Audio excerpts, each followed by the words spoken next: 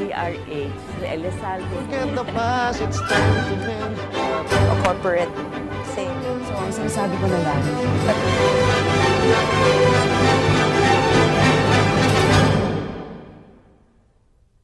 Isang mapayapang hapon Pilipinas. Narito na naman ang inyong balerina ng bayan, si Lisa Macuja, na bumabati sa lahat ng nakikinig sa atin sa DZRH at sa lahat ng nanonood ng RH-TV, lalong-lalo na sa ating mga kasamahang alagad ng sining at kultura sa buong bansa. Una sa lahat, gusto naming magpasalamat sa lahat ng nanood at nakibahagi sa special preview concert ng Ballet Manila kahapon, ang BM21. Take note, patiking lang po yan. Asahan ninyo na gagawin namin ang lahat to give you bigger and better performances sa aming 21st season, The Revenge of the Classics, na magbubukas sa darating na Agosto.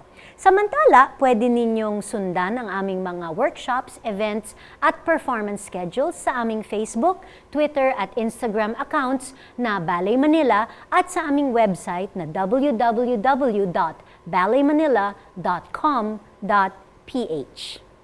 Samantala, bilang bahagi pa rin ng ating pagdiriwang ng Women's Month ngayong buwan ng Marso, 2 female authors ang kasama natin sa hapong ito upang pag-usapan ang mga nobelang kinahuhumalingan ng marami ngayon, lalo na ng mga kababaihan. Ang tinatawag na contemporary new adult literature. Ano daw yun?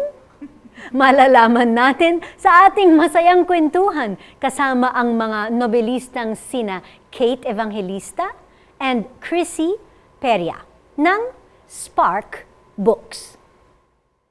Mula sa premyadong Anvil Publishing Incorporated, ang Spark Books ay isang bagong sangay na binubuo ng mga orihinal na new adult literature sa wikang Ingles mula sa panulat ng mga nobelistang Pilipino. 2 sa mga author ng Spark Books ang panauhin natin sa hapong ito. Isa sa kanila ay si Kate Evangelista, isang dating medical student na lumipat na sa mundo ng panitikan. Nagtapos siya ng Bachelor of Arts in Literature mula sa De La Salle University at nagtrabaho bilang isang high school English teacher at essay consultant ng ilang taon bago tuluyang magdesisyong maging full-time writer. Samantala, isang dating advertising copywriter naman si Chrissy Peria bago nabaling sa pagsusulat ng nobela.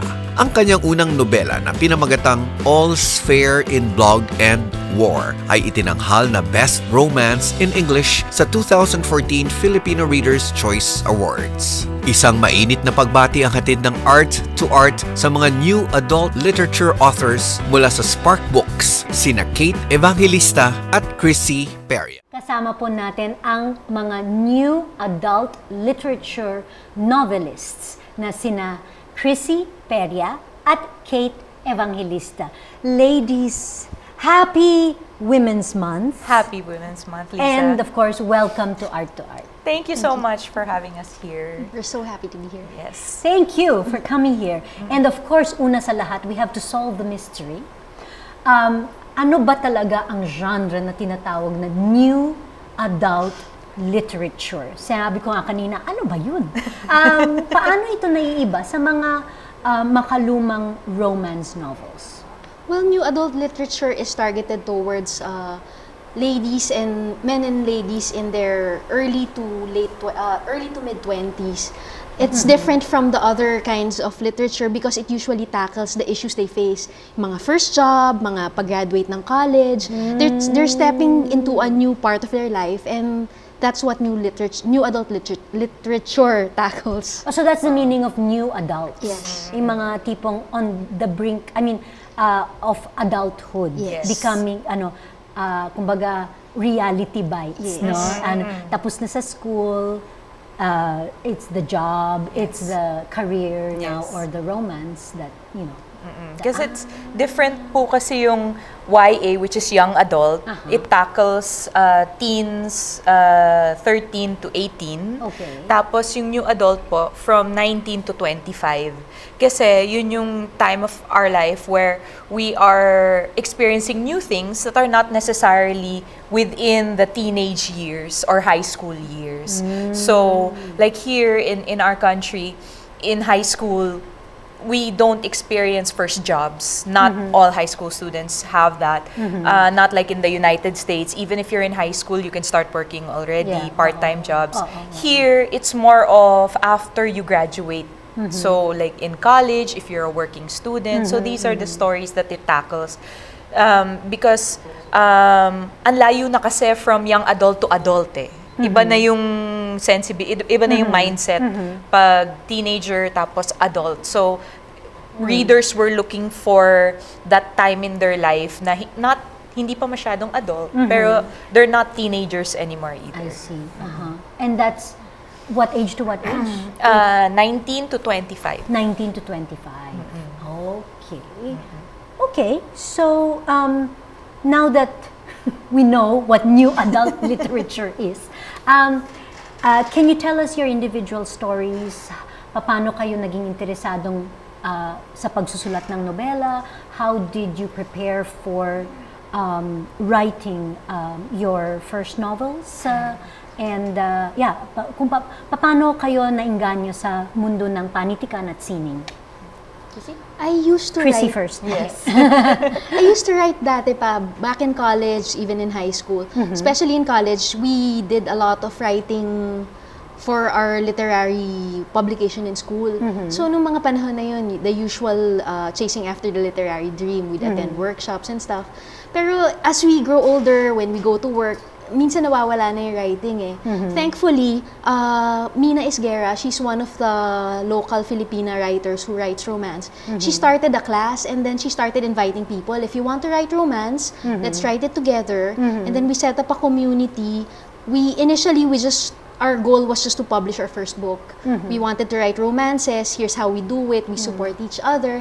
Tapos nun, eventually, we moved on to self-publishing, to marketing, if you want to pitch to traditional publishers. Naging ganun eh. And it started the whole movement. And right now, there's a solid community of Filipina and Filipino writers who write romance. And I guess that's where we started. So may lalaking nagsusulat ng romance? There are some. Talaga?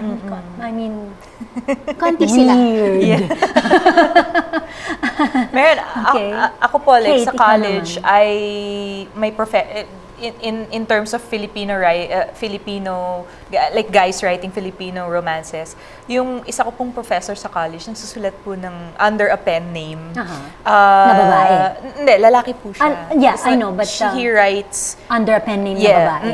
na for yung mga pocketbook po na Tagalog na romances. He writes for that. And for me naman, the same with Chrissy, I started writing in high school because my teacher, my second year teacher gave us an assignment. Write a short story. So that was the first time, electric typewriter pa nga. Wala pa tayong computer. I feel the oldness. Ang hirap mag-erase, ano? Mahirap. Oo. So, tapos she complimented me. She said, I think you have something here. And that started me on the road of writing. Especially when your classmates start passing around your stories. Binabookbind ko pa yan. Tapos kahit na bad yung grammar, bad yung spelling, I was proud to bring it to school and have my classmates read it. Even the girls who were bullying me were reading my story. So I was, in me parang, okay, there's something here. But of course, like Chrissy said, life takes over. I even took medicine first before I actually went into literature and into writing. And it was a roundabout way because even if I wrote off and on, I never really took it as a career path for me. I taught English first. I became a high school, an essay consultant first, until it reached a point where I told myself, is this what I want to be doing 10 years from now? And when the answer was no, I realized what I really wanted was writing. Yeah. this was during the time when Twilight became really big, and I Yes, read it, and I'm like, if she can do this, I can do this too. yeah, So that sort of propelled me into this can be a career. Okay, and now you've published Savor. Savor. Yes. And is this like a first novel? No, for you? that is my seventh novel. Seventh? Actually, yes. Okay. Because I'm published internationally as well. I have books through Macmillan that are coming out in April and in October. And Savor was actually published internationally first. And then when the rights were returned to me, I submitted it to Spark. And then Spark said, okay, we'll publish it. So I'm really happy to have, because I have some books that are not available here locally. So having Savor published by them, I'm able to reach my Filipino fans here, so I'm really happy. Fantastic.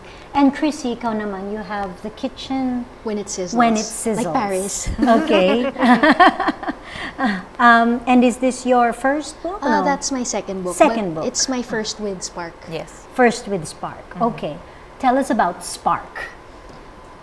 Spark Well, Books. Spark Books is from what I know, Anvil. They started publishing romance novels way back when, and it wasn't as big as it is now. So it sort of died down a bit, and then they, with the resurgence of romance here in the Philippines, they created the imprint. Spark is an imprint under Anvil that publishes and distributes romance novels. New adult, I think adult as well. They will be coming out with that also. So it's kind of, it's something that they're trying to bridge the demand. Because now they see that there are readers who want to read, especially from Filipino authors as well. Oh, and so do you get insulted if your work is referred to as chick lit? Not really. No? I mean, do you guys read romance books as well? Of course. Oh, yes. yes. Yes. I do It's- too. Because I think there's a difference between chick lit and romance. Yes. There's a distinction. What is that distinction? Well, with chick lit, romance, it doesn't necessarily have to have romance as the main component of the story. But with romance, it's really when you buy a book that is a romance novel, you expect that in the end it's going to be a happily ever after. The characters will get together, or a happily ever after for now. In chick lit, that doesn't necessarily have to be. I see. The female protagonist does not necessarily have to be with the male protagonist at the end. She can find her own way, or so it really depends. And I think it depends on who you ask also. Like each reader has like a different definition.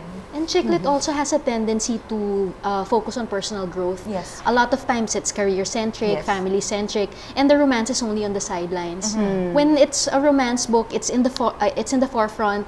The main characters meet, and you see that spark between them early on. And a happily ever after or a happily for now is a requirement.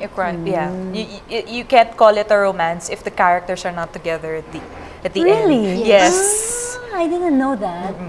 Well, take me through the different genres again. It's you have, of course, for early readers. I mean, Yes. and then you have the Young adult. Young So, adult. so you have middle grade, which is for the early readers. Those are the 9 to the tweens. And then you have the young adult, generally from 12, 13 to 18. The main characters are in that age range. Yeah.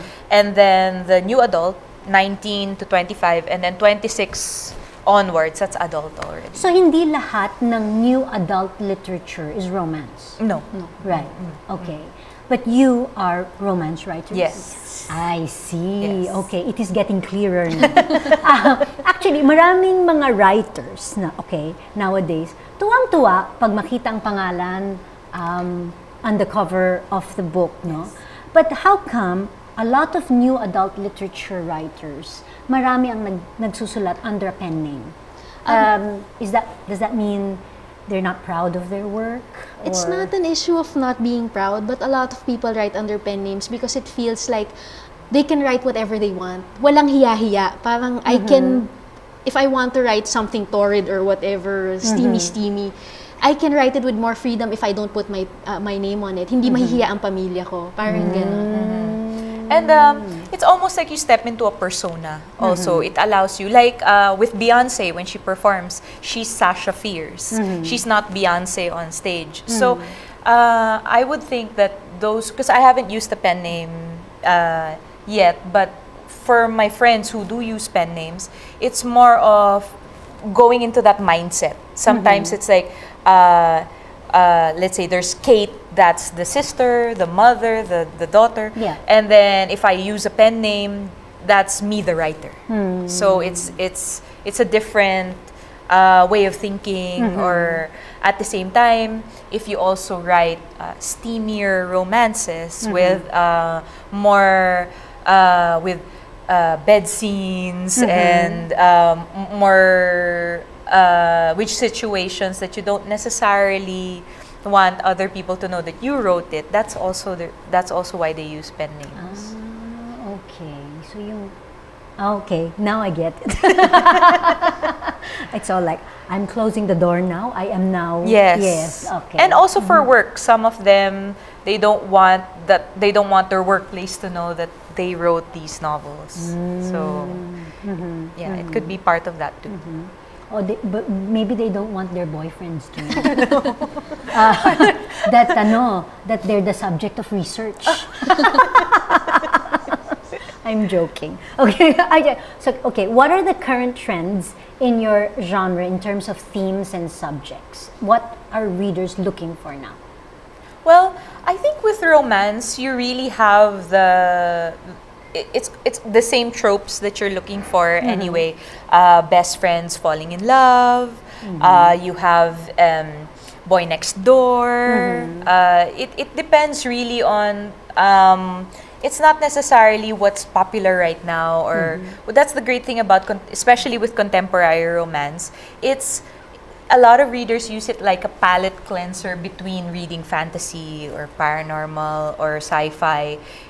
It's a great way to just relax into the reading. It's an easy read, and you can easily relate to the characters. A workplace romance, it depends a lot. That's why a lot of romance novels, they indicate like what tropes are already in the book, so that when readers buy them, they know that they're getting, okay, this is about a boy next door, or this is about best friends falling in love. So like with Chrissy, you're with The Kitchen When It Sizzles, it's... The Kitchen is When It Sizzles is about it's a girl who doesn't know how to cook, and then she tries to get cooking lessons from this famous female cook, but then the female cook isn't available because she gets into an accident, so she gets her hot nephew from the States who's a chef to fill in. So it's very relatable to the people because a lot of my readers reply that they don't know how to cook, they want to be like her. Yeah. So it's really what the tropes we're presenting, it's the things that the readers can easily relate to. Yes, that's the great thing about romance, is you can step into the fantasy of the relationship. Like with Savor, Dakota, my main character, she's a photographer.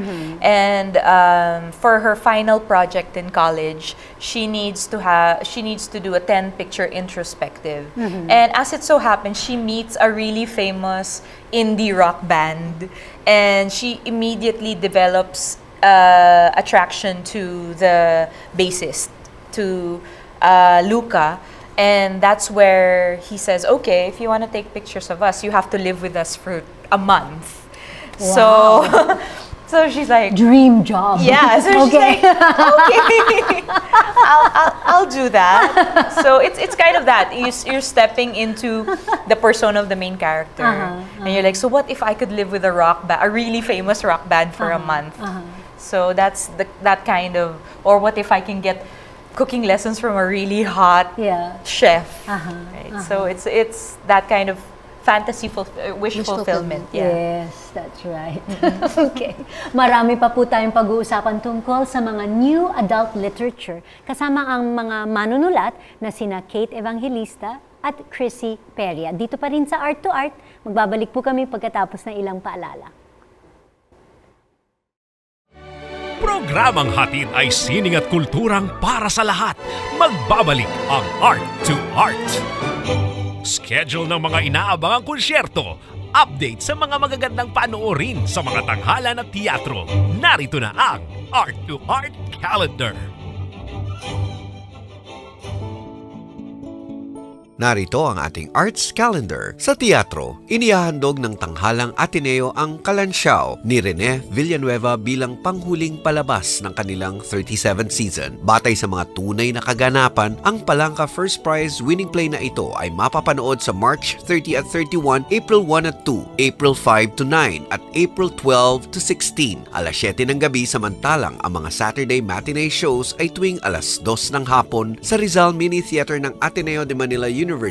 Ang dula ay tungkol sa buhay ng historian na si Jose E. Marco at ang kanyang nilikhang huwad na Code of Kalansiaw. Ang Ateneo de Manila University ay matatagpuan sa Katipunan Avenue, Loyola Heights, Quezon City. Sa sining biswal, tampok ang mga obra ng veteranong abstract painter na si Raul Isidro sa isang exhibit sa Galleria Nicolas. Third level, Glorieta 4, Ayala Avenue Corner, Pasay Road, Ayala Center, Makati City. Makikita ito hanggang March 31. Si Isidro ay tubong Kalbayog Samar at produkto ng Fine Arts Program ng University of Santo Tomas kung saan siya nagtapos ng advertising. Nakapagtanghal na siya ng mahigit sa 50 solo shows mula nang siya'y unang mag-exhibit noong 1969. Para sa karagdagang detalye, tumawag sa 625-0273 o mag-email sa info@gallerianicolas.com. Samantala, naka-exhibit sa Bahay Chinoy ang mga manuscripts na karamihan ay pira-piraso na at natagpuan sa isang kuweba sa Bamiyan Valley ng Central Afghanistan mula 1993 hanggang 1995. Ang mga ito'y tinatayang gawa pa noong pangalawa at ikawalong siglo. Ang Sengguan Buddhist Temple at ang Bahay Chinoy ang piniling magpakita ng mga fragments na ito sa Pilipinas. Makikita ang mga ito ng isang hapon lamang sa April 3. Ang Bahay Chinoy ay matatagpuan sa number 32 Anda Corner, Cabildo Street, Intramuros, Manila simula alas 4 ng hapon. Usapang sining at kultura para sa lahat. Kasama ang balerina ng bayan, si Lisa Macuja. Art2art.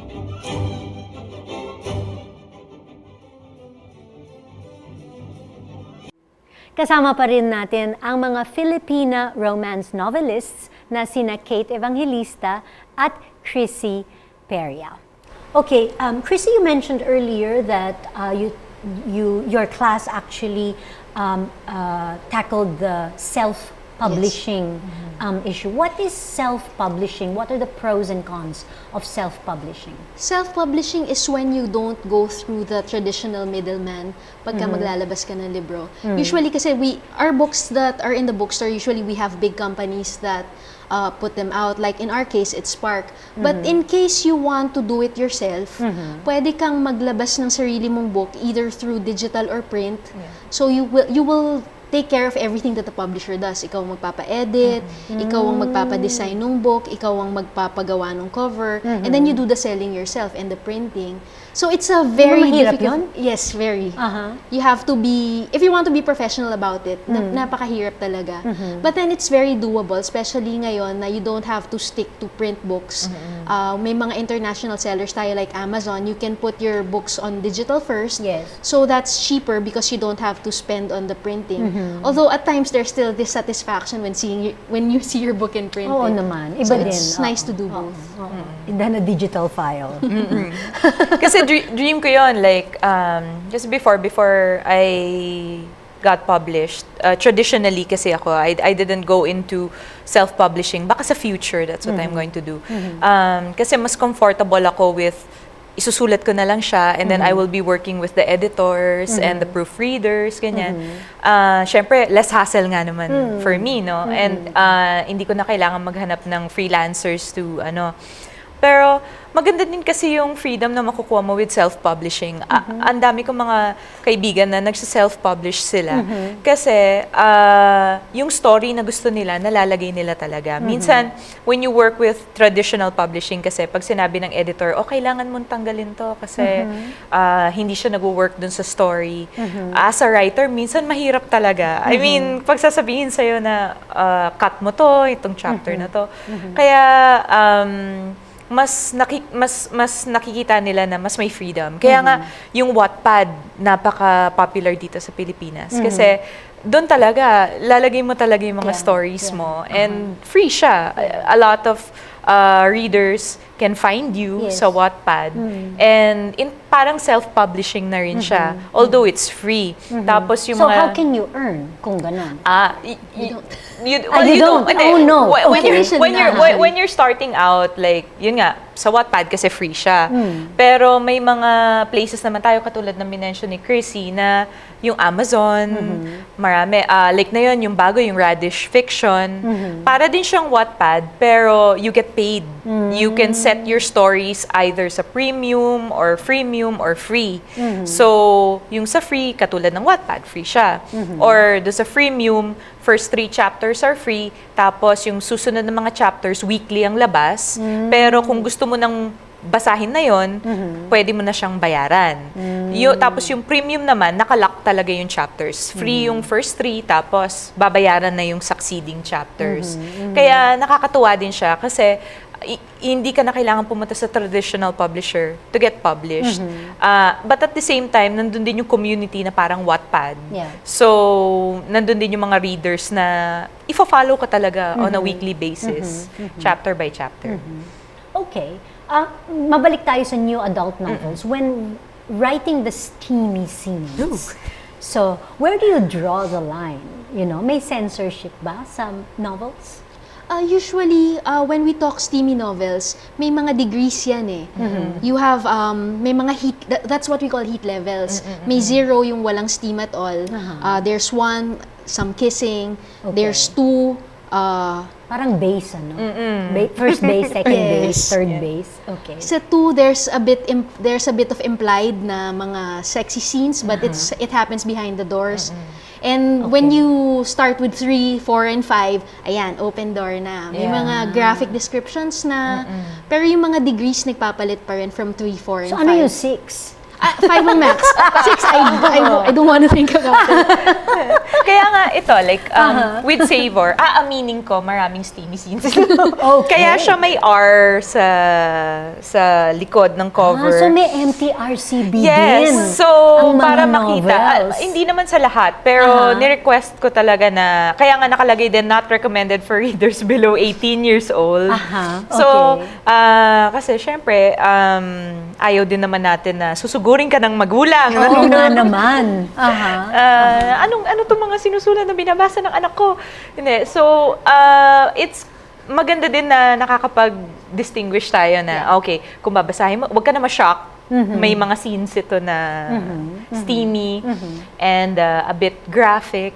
So, nandun na. It's actually, sa back cover, minsan makikita mo din naman sa description ng book, how steamy it's going to get. Talagang inaano siya ng publisher kasi it's a selling point din for readers. Okay, so kapag nagsusulat kayo, yung writing process, who do you write to? You know, what takes precedence, the preference of the readers or your own, like, your own preferences? I can't speak for other writers, but personally, sa akin gusto ko yung ako mismo nag-i-enjoy ako magbasa. Parang ako yung initial market, so I want it to be how I'd want the story to go. Parang kung saan ako pinaka nakaka-relate. That's what I consider when I write something. Ako naman, it's more of may characters ako sa head ko. Tapos, minsan nga sinasabi ko, typist lang ako eh. Kasi yung characters ko yung nagsasalita. Na para ka lang kinukwentuhan na, ito yung story ko, ito yung nangyari. Tapos, you're keeping up lang na, okay, tinatype ko, kailangan ko ilagay lahat to. So, para kang writing schizophrenia? Yes. Totoo yan. Aaminin ko yan. Marami akong boses Oh, sa maraming boses sa loob ng ulo, no? Oo. Okay. You write in English. Yes. Correct. Pero you're both Filipina. Yes. So, yung mga plots ba ninyo ay Filipino? May Filipino characters, Filipino setting, or lahat ay English? Ako kasi, wala pa akong sinusulat na Filipino na character. Dahil lang, wala pang dumadating. Actually, may dumating na eh. In-announce ko na yun. May dumating na sa ulo ko na nakatira na siya dyan. Hinihintay niya na lang na isusulat ko yung story niya. But so far, wala pa akong Filipino nasa likod characters. lang siya nung una, Yes, di ba? nandun. Oo, Ready nandun. na siya, ready na. And, pero yung mga situations ko, like with Savor, takes place siya sa fictional city, pero alam natin na nasa US. Yun. So, ganun yung mga stories ko at the moment. Mga characters siya na nasa US or sa Europe. Yun yung mga... Pero, meron na. Malapit na. Malapit na. Okay. Abangan natin. Ako, I write in English, pero my characters are Filipino, the settings are Filipino. The stories are they usually have Filipino elements. Okay. Yung tipong in this story, the girl brings the guy to meet her parents. Parang napaka-Filipino thing niya. And I prefer doing that mostly because that's the world I know. So parang I wanted to be authentic, I wanted to mirror me. So I choose to write in Filipino rather than in I choose to write about Filipinos rather than about foreigners. And I also feel that parang underserved pa kasi karamihan ng mga nabibili ko sa bookstore na books, even the books I read when I was growing up, they were all about foreigners, puro mga about Americans. That's not the childhood I experienced. So I want other people to experience my experiences. That's why I write about Filipinos. Pero yung language na ginagamit mo is English? It's English. Yeah, walang Tagalog, Yes. walang Filipino. Okay. So, gaano kalaki ang market para sa new adult romance novels in the Philippines and abroad? I would like to think it's pretty big. Siyempre naman. It's a big market. Actually, ang romance talaga, billion-dollar industry talaga siya. Yeah, it is. Even in the United States, they just opened a bookstore that's dedicated romance lang talaga ang isa-sell nila. Kasi there's a market for it. Hindi siya yung like sa paranormal minsan, lahat paranormal, lahat vampires, werewolves, ganyan. Or lahat science fiction. Ang romance palaging nandyan yan. Whether you write about vampires or werewolves or contemporary or sci-fi, aliens, nandyan pa rin yung falling in love, meeting, kilig moments. Hindi mo matatanggal yan. Ang difference lang is itong mga books na to, yun yung main point nung plot niya. The two characters coming together until the very end, in love na sila. Yeah. Diba? Okay. Chrissy? And also, even though we write new adult, may specific target market siya. Hindi naman limited dun eh. Yes. A lot of the young adults, they cross over and read about the older people. A lot of the older people my age, we read new adult because we want to reconnect with our past. So, while there's a target market, the people who read it come from all markets. Kung ako nga, nagbabasa pa rin ako ng YA, Yes. diba? I mean, kasi yun nga ang maganda doon kasi we live in a world where you don't have to, kung adult ka, adult lang yung babasahin mo. Or kung teenager ka, ang babasahin mo pang teenager lang. No eh. Like nung nagtuturo ako, ang dami ko nga mga estudyante nagdadala ng romance sa school. Nirarap lang nila ng paper para hindi mo makikita yung mga Fabio covers na Yes, nakalabas ang abs ni Fabio, ganyan. And hindi mo, like, yung mga estudyante ko mahilig din sa mga Jodi Picoult. Yes. And so, hindi mo talaga masasabi na dahil new adult lang ang babasa. Okay. Yun nga yung beauty ng e-reader din eh. Hindi alam ng tao kung ano yung binabasa mo, di ba? Yes. It could be, really hot and steamy. Okay. Speaking of hot and steamy, what are your thoughts on the phenomenon that is 50 Shades of Grey? Well, I'm not sure if I'm qualified to comment on it because I haven't read it. Okay. ako I read it. I read all three. Pero hindi ko binasa yung Gray, yung fourth book. na 50 Shades pa rin siya, pero in his perspective. Yun, hindi ko siya binasa. But for the 3 books, I think ang take ko kasi doon, depende kasi then who you're asking eh. For me, I enjoyed it because hindi mo naman talaga matatanggal na storyteller si E.L. James. May something eh. Pag binasa mo siya, parang hindi mo siya mababa. Yun ang ano ko. And yet, when I read it, hindi naman siya yung like, wow, plot, wow, ang daming twists, ganyan. Hindi eh.